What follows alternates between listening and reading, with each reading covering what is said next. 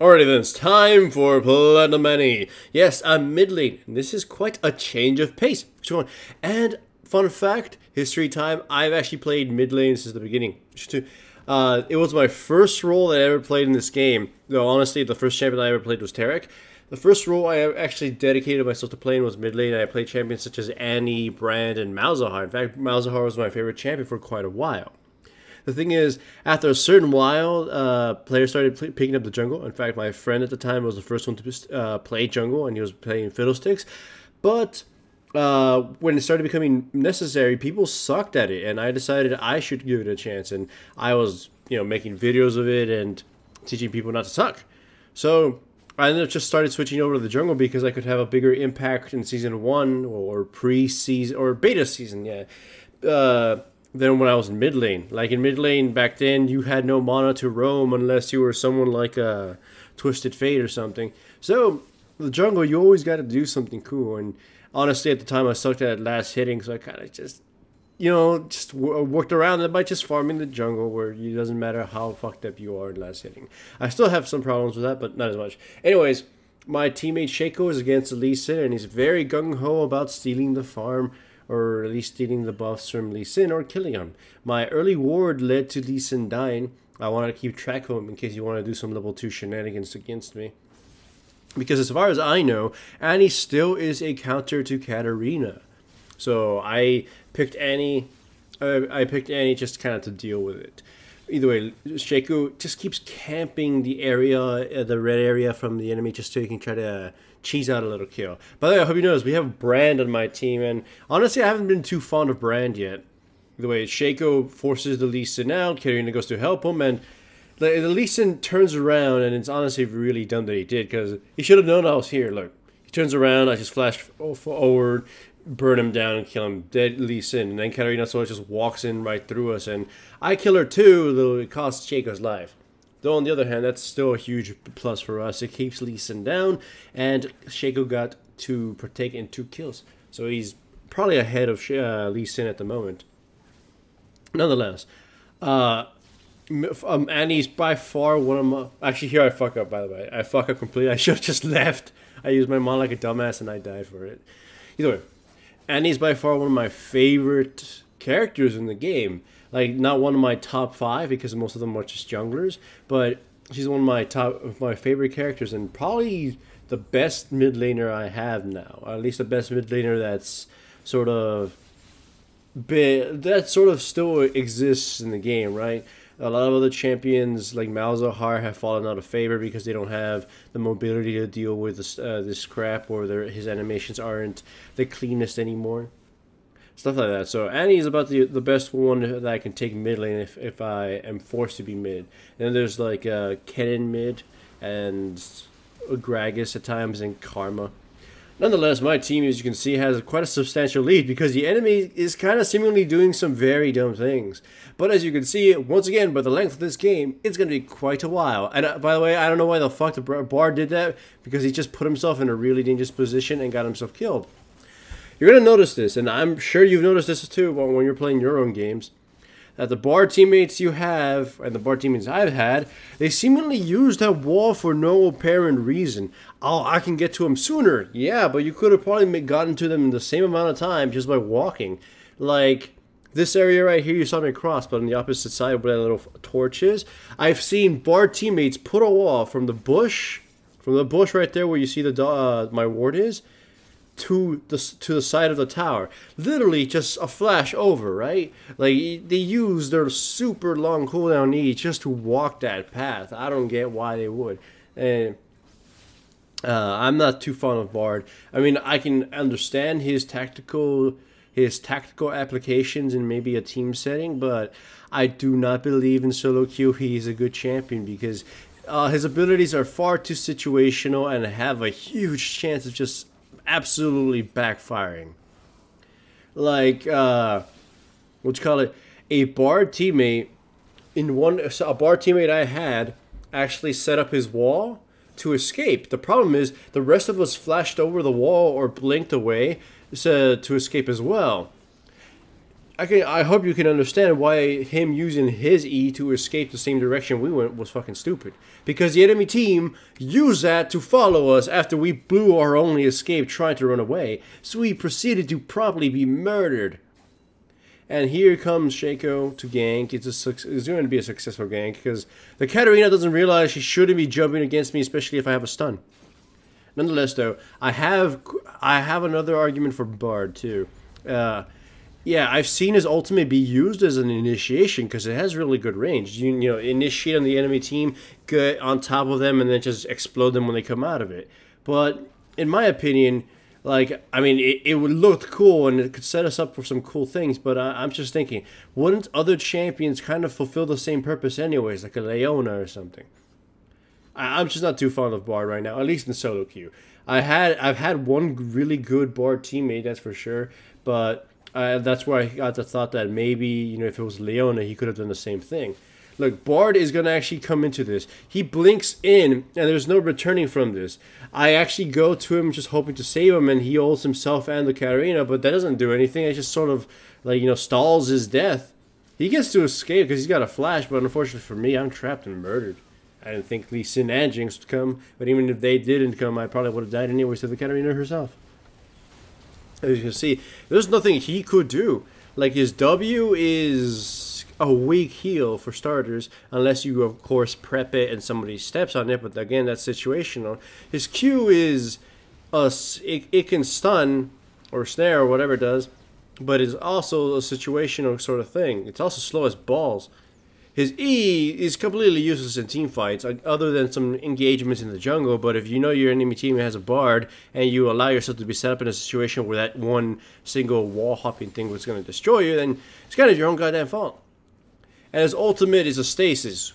Whether or not that's good, we'll see soon. I mean, the idea behind it is valid, honestly, but I do not think it's actually too useful in solo queue because there's too much chaos in this organization. You don't know if you're about to be popping that ultimate on somebody and then they're just going to screw them out of a kill. I've definitely been screwed out of a lot of them so far by Bard. In fact, in another game I was Scion and my Bard teammate threw the ultimate onto the enemy team as I was charging in. So it got 3 of them. And what happened? I walked through all of them with my ultimate, and I'm like, my ultimate's wasted. My initiation is gone, and the enemy team proceeds to murder us because we had no CC lockdown to follow it up. Which is why I think the ultimate is also a double-edged sword and makes Bard even more situational.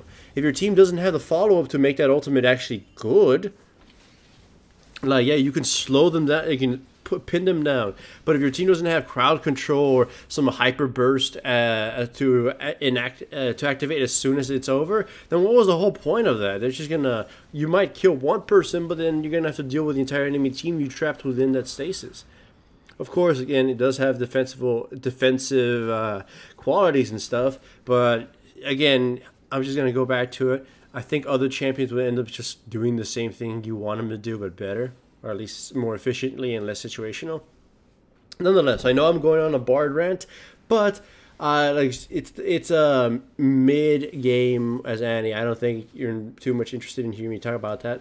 Nonetheless, though, you can see I'm blowing the fuck out of people. I always liked this build as Annie. I normally wouldn't rush the death cap, but I got kills, so I normally would go Rod of Ages, haunting guys in Sorcerer's Booths just to, you know, be this sort of cannon for the early game. And if I were to lose, then of course this build is terrible. But if I snowball even further thanks to it, then I can eventually build actual items that are really strong for the late game. Nonetheless, as you can see, I do one thing that I wish more Annie players would do. I drop my bear on my opponents for damage at times, and also to trigger another another stack of my passive. The bear drop isn't always gonna be used for stunning. You get what I mean? I've seen teammates. By the way, actually, here, look, the ultimate didn't stop the Katarina, it froze her in time, but there's nothing that's gonna be following it up. So Katarina just gets to use her ultimate full when Scion gets killed. So, I mean, we still got kills, but we probably would have gotten kills regardless. That's again why I kind of don't like the Bard ultimate at all. It's kind of better used defensively most of the time, or if you get a lucky grab and get the enemy tank, and then you just go for the backline. But even then, that could end. Of course, I fully understand there could be more strategic applications for it, but I just can't see it in solo queue. Anyways, well, the thing I was talking about Annie is I've seen some players only use their ultimate when they have the stun, but it's even on single targets. Sometimes I'm like, why don't you just dump the bear to use as a stun? I mean, not as a stun, but as a charge, so you can get a stun on a different ability, and then just, you know, make this kind of combo way, so you can get 2 or even 3 stuns before the enemy gets a chance to escape or something. I don't know, I'm just going off on a rant, because I'm not really a commentator for this. Nonetheless, though, I have a good announcement to make if you guys have made it this long watching this video. I'm going to be starting to play on the other accounts other than Mary Cohn soon, because I'm actually quite pleased with the Cinderhulk item. Like if you've been reading up on Facebook and whatnot, I figure that the Cinderhulk item has mostly just pushed a jungler's mid game, late game into the early game, or earlier into the game. Like, tanks are able to... a lot of tanks would like Sunfire Kick because it adds a lot of damage, and it adds a lot of... it adds tanky stats, and if you were to get it early, it would help you clear the jungle. Now Riot pretty much just forces you to get it and get it earlier, and it sort of shifts that late game into the early game in exchange for utility, right? Tenacity and whatnot. It makes your jungler a lot less versatile and a lot less efficient, but it makes them a lot more powerful and a lot less anti-snowballing. Like, if you get fucked up earlier, you can recover. You won't get so brutalized. Eventually, you'll get to a certain point, right? Like, even if you had 40% cooldown reduction, but you had no health or survivability or no damage, most champions could probably just ignore you, or you will die within the first wave of your utility spells. So having cooldown reduction to maybe spam another one of it, another rotation of your abilities, wouldn't actually happen because you'd be dead. By the way, though, I have to give credit to this Lee Sin kill. I don't know if he intended it to throw me against over the wall and to the enemy Darius, but it did, and it got me killed. So honestly, that was pretty cool, the Lee Sin, even though his team is losing. Anyways, back to the thing about the Cinderhulk. It has essentially, again, made it possible to recover from the jungle if you get massively fucked over. It's a maintenance sort of item. Let's say you got brutalized by the enemy early. Your Juggernaut wasn't gonna help you clear faster, right? You're gonna be just slowed down and down and down and down. But the new item, the Bambi Cinder, and then the Cinderhulk item, if you get behind, your kit and your natural stats will no longer be able to clear the jungle, but this item will at least help you maintain some speed. Again, it's essentially a cushion, a padding. And it works. A lot of the utility from back then is no longer relevant or useful. Tenacity is no longer as valuable as it was before.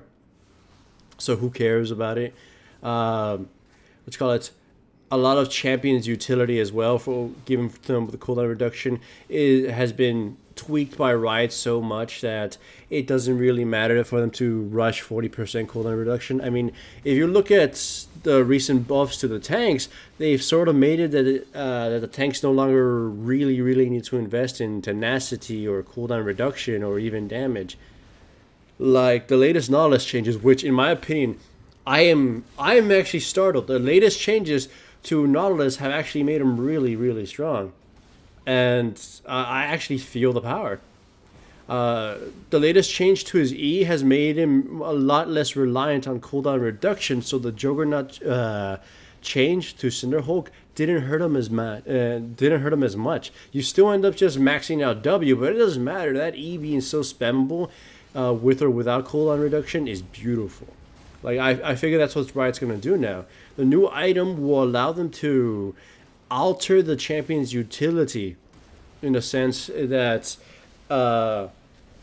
they become more balanced, since there's no quote-unquote cheap free cooldown reduction or utility that they would get from other sources, aka the Juggernaut.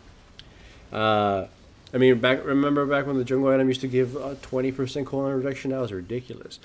By the way, my point is, I am quite pleased with the Cinderhulk, and it's definitely made an impact. Whether it's a huge one, it will be seen later. But it's a sort of template, or at least a stepping stone for Riot to balance tanks further without completely stripping them of their identity, which is something I was afraid of, that Riot will end up just making every tank into a bruiser. And I know that was kind of necessary, if it would have been a necessary thing if they just kept the Juggernaut, but thankfully the Cinderhulk seems to be rectifying that and allowing tank junglers to stay tanks. Nonetheless, I know I didn't commentate this game again, but again, this is just more likely a backdrop to the rant about Bard and the Cinderhulk, because people have been asking me about both, and I figure, you know what, I don't really have any footage of the junglers because it's been really bad collecting this week, but I have this footage, and I might as well talk about it, talk about what people actually want to hear with this as a backdrop. So anyways, I approve of the Cinderhulk. I am confused about Bard, and I am hopeful that if there's any problem with tank junglers down the line, Riot will tweak them. The next step for Riot seems to be low sustained champions, bruisers or otherwise. It doesn't matter who it is. They're gonna buff up the machete just to make it easier for them further. So they're slowly tackling everything, and I'm actually quite pleased at Riot. Again, I am so pleased with these changes that I'm actually comfortable enough to play on my main account. So soon on my stream, you will see the Stonewall 008 placement matches. Hooray for Riot, and hooray for tank junglers!